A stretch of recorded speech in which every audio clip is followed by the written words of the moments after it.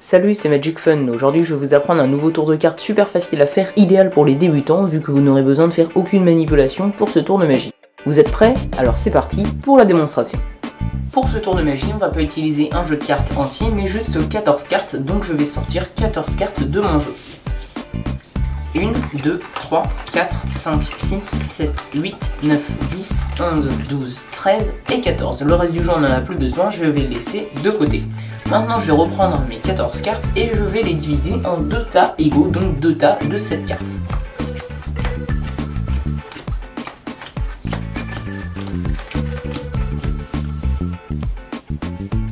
Voilà, alors maintenant qu'on a 7 cartes dans chaque tas, vous allez choisir 7 cartes d'où vous voulez. Quand je dis d'où vous voulez, c'est-à-dire que vous allez pouvoir les prendre du paquet que vous voulez. Vous pouvez en prendre 3 d'un côté, 4 de l'autre, 6 dans un paquet et une dans l'autre paquet. Vous pouvez même prendre toutes les cartes d'un tas, vu qu'on a 7 cartes dans chaque tas.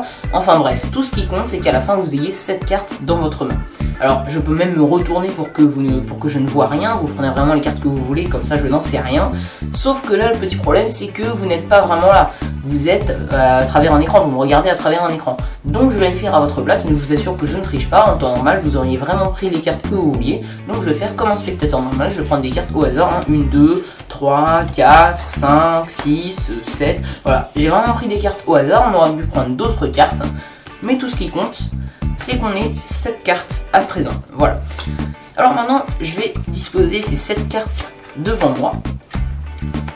Et je vais essayer de deviner la couleur des cartes que vous avez choisies. Donc je vais passer ma main au-dessus des cartes, comme ça. Ok. D'accord. Ok. Là j'arrive à la 6e et avant-dernière carte. Et dernière carte, c'est un peu plus dur. D'accord. Et ben voilà, juste en passant ma main au-dessus des cartes, j'ai réussi à deviner la couleur des cartes que vous avez choisies. Vous me croyez pas? Et bien on va voir tout de suite ce qu'il en est. Je reprends les cartes. Et je pense que vous avez choisi 4 cartes noires et par conséquent 3 cartes rouges, puisque 4 plus 3 égale 7, on a bien notre total de 7 cartes. Alors, verdict, on a ici une première carte rouge, une première carte noire, rouge, noir, 2 cartes rouges, 2 cartes noires, 3 cartes rouges, 3 cartes noires, et si cette dernière carte est une carte noire, j'ai réussi mon tour de magie, et c'est effectivement une carte noire. On a bien 4 cartes noires et 3 cartes rouges. Toutes les cartes peuvent être données à examiner, et les explications du tour, c'est tout de suite.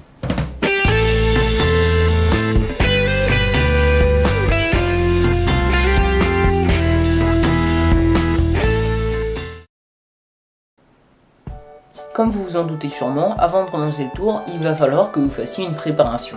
Vous allez commencer par sortir de votre jeu 6 cartes rouges et 8 cartes noires.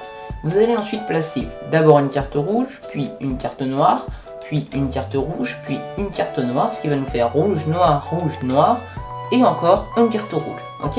Rouge, noir, rouge. Ensuite, vous allez placer 4 cartes noires, donc 1, 2, 3 et 4 cartes. Voilà. Ce qui nous fait rouge, noir, 4 cartes noires. Et enfin, vous allez terminer avec, encore une fois, rouge, noir, rouge. En résumé, ça nous donne rouge, noir, 4 cartes noires, rouge, noir. Ok? Donc il faut juste retenir cet ordre de cartes et vous placez tout ça sur le dessus du jeu. Voilà, vous êtes prêts à commencer le tour de magie. Vous allez commencer par dire que vous n'allez pas utiliser un jeu de cartes entier, mais juste 14 cartes. Donc vous allez sortir 14 cartes du jeu. Ne laissez pas le temps au spectateur de vous demander s'il peut mélanger ou toucher aux cartes. Vous devez impérativement sortir les 14 premières cartes, les 14 cartes que vous avez préparées.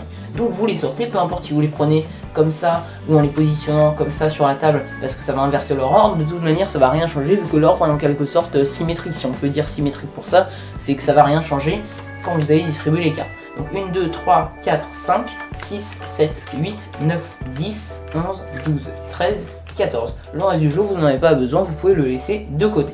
Ensuite, vous reprenez vos 14 cartes et vous dites que vous allez les diviser en 2 tas égaux, donc 2 tas de 7 cartes.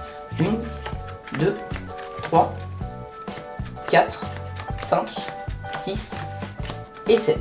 Voilà, donc vous avez 7 cartes dans chaque tas.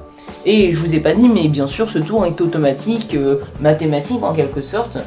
vous avez rien à faire, le spectateur va prendre les cartes d'où il veut, de chacun des tas.